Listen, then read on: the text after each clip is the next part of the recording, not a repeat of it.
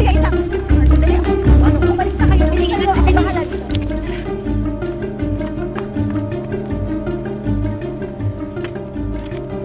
Anong ginagawa mo dito? Sandali lang, Denise. Wala naman ako masamang intensyon. Gusto lang kitang makausap. Bakit? Anong gagawin mo sa akin? Papakidnap mo ako? Ha? Sasaktan mo ako? Sa tingin mo ba lahat ng ginagawa mo, mabubura pa yung mga kasalanan mo? Hindi. Alam kong malabo na magkabati pa tayong dalawa. Baka nga pati si Edward hindi niya na ako mapatawad. Gusto ko lang maitama lahat ng pagkakamali ko. Ayokong mawala sa akin si Edward. Kaya lahat ginawa ko para mapagtakpan yung kasalanan ko. Pati ikaw nadamay. I'm sorry, Denise. Sana mapatawad mo pa ako. Hindi kita masisisi kung napamahal sa'yo si Edward habang wala ako.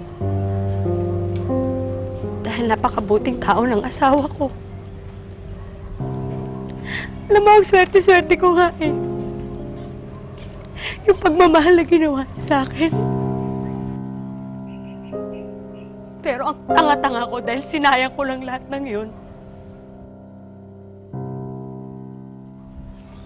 Denise, gusto ko nang magbago. Ayoko nang bumalik sa kasamaan ni Gabi.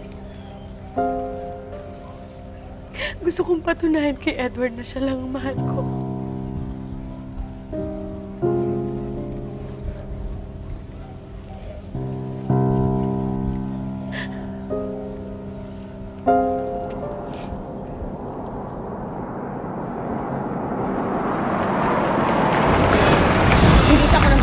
Sige na, umalis ka na!